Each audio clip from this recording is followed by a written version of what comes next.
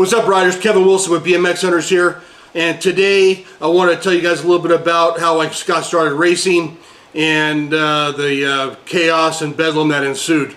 So normally, as most of you out there know, when you're growing up and you voice an interest in BMX, your parents support you, and they get you a nice little mini race bike and they take you to the track, and you start racing when you're like 8 or 9 or something, and they get out there and they cheer you on around the track.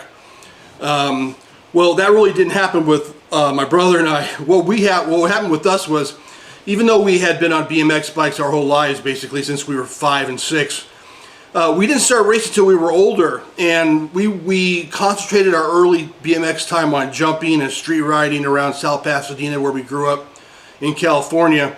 And some of you have seen the videos that I've done on the Garfield Park jumping picnic tables and that type of thing.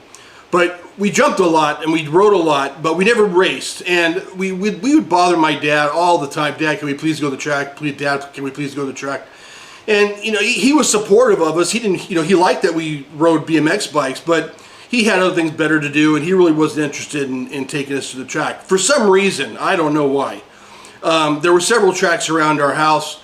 Like I said, we grew up in South Pasadena. There was a track in Monrovia, there was a track in Azusa, there was a track in Montclair, there was, then farther out there was like Corona, Coal Canyon, and that type of thing. But when we started, I was 16 and my brother was 14, and we finally convinced my father to take us to the track. So we did a little bit of research at the time, and we found out that the closest track to us was in Monrovia, California. So we went down. We had gone down to Monrovia all the time.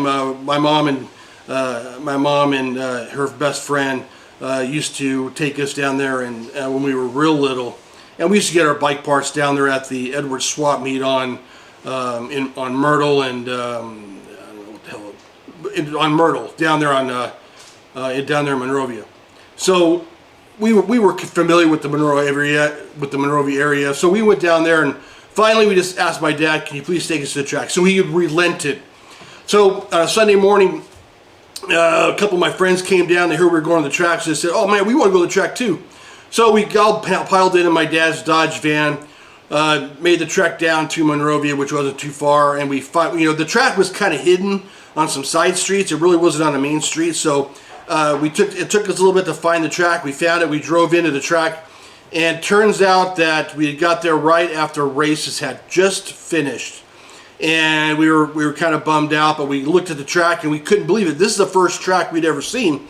I mean, we were used to building little teeny, little berms and the dirt lots around the house. But we saw this BMX track, and we saw the size of these jumps and the size of the berms, and we were like, "Whoa, man, this is crazy!" And so we were really pumped out. We were really pumped up about it, but we were bummed because we missed the races. So reluctantly, my dad let us get out of the van. The track operator at the time let us roll around the track a couple times. We really didn't do nothing. The gate wasn't operating. We just kind of rolled down the starting hill and rolled around the track for a while, and for about half an hour. And then finally, they said, "Okay, we're closed up. You guys got to get out of here." So they kicked us out. On the way out of the gate, the track operator says, next weekend we're going to be racing. Come back at, I don't know what it was, 10 o'clock in the morning, and that's when practice starts. And you guys get some practice in before you race. So we said fine. So the next weekend we convinced my dad to take us down there again.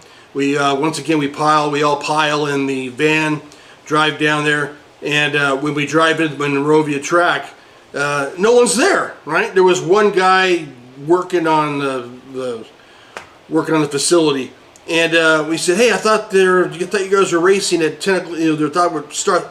Excuse me. Hey, I thought that practice started at 10 a.m." And the operator said, "Hey, we got some bad news. The track closed. We're not going to be racing anymore. We're shutting down the track. Last weekend was the last race." And we were like, "What?" I've been looking forward to racing for all these years, and now I find out that the track's closed. So the gentleman said, well, don't worry. There's a track in Azusa, at the mouth of the Azusa Canyon, that's racing later on this afternoon. You guys can go up there and you guys can race up there. So we went out to lunch, killed some time. My dad took us all, I think it was like a pup and taco or something. And we went to, got some lunch.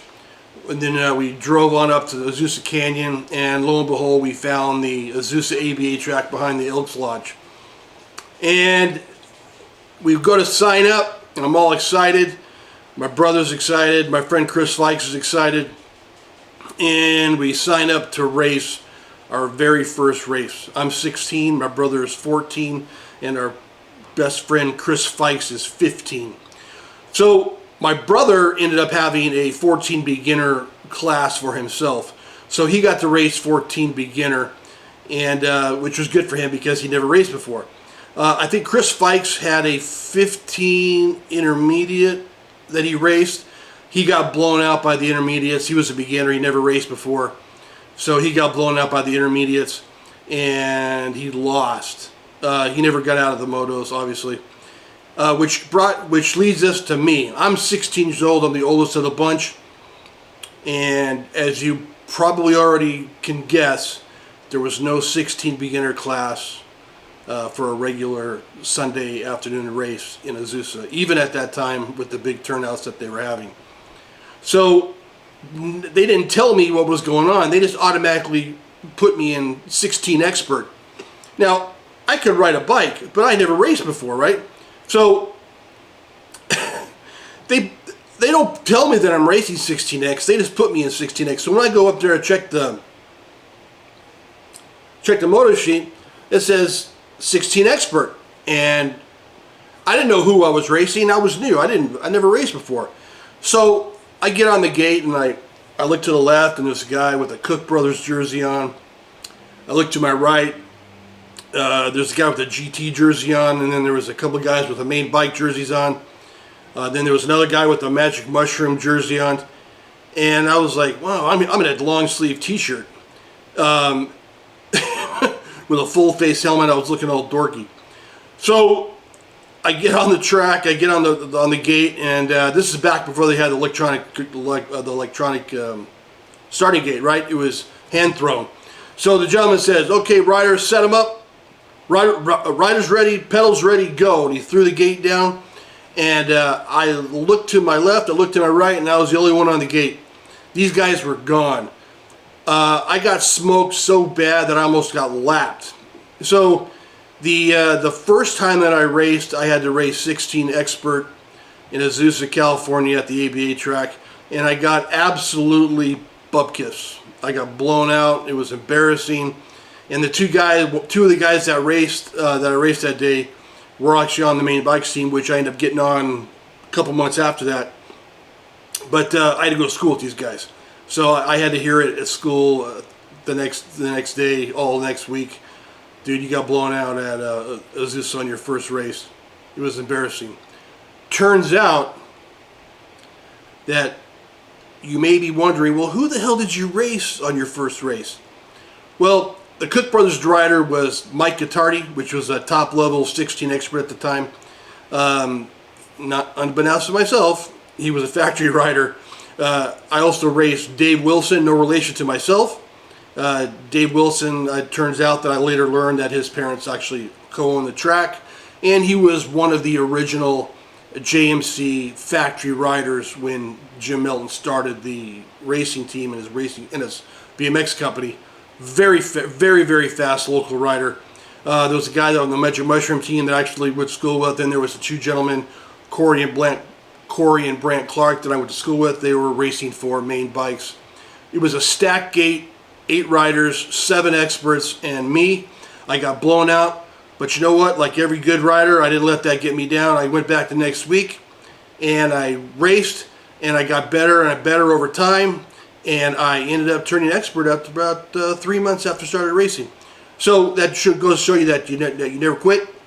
You keep going. And I think at the end of the day, I'm happy that I raced 16 expert because I think it made me better in the long run. Thanks a lot for coming by, gentlemen. I appreciate it. Kevin Wilson, BMX Hunters. Check out the website. Like the channel. Subscribe. How the hell am I going to stop driving a truck if you guys don't check out my website and list something? Free listings. I appreciate it. Keep it safe, keep the rubber side down, and don't forget, riders, to watch the lights. Peace out.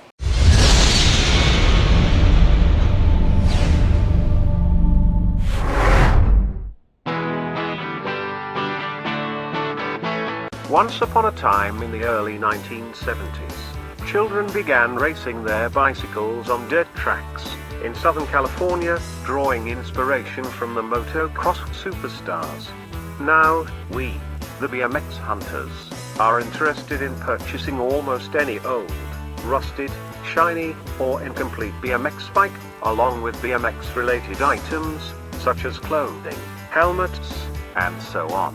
Get the best deals on our BMX eBay auction, and please check back often, as we are updating our classifieds on a daily basis.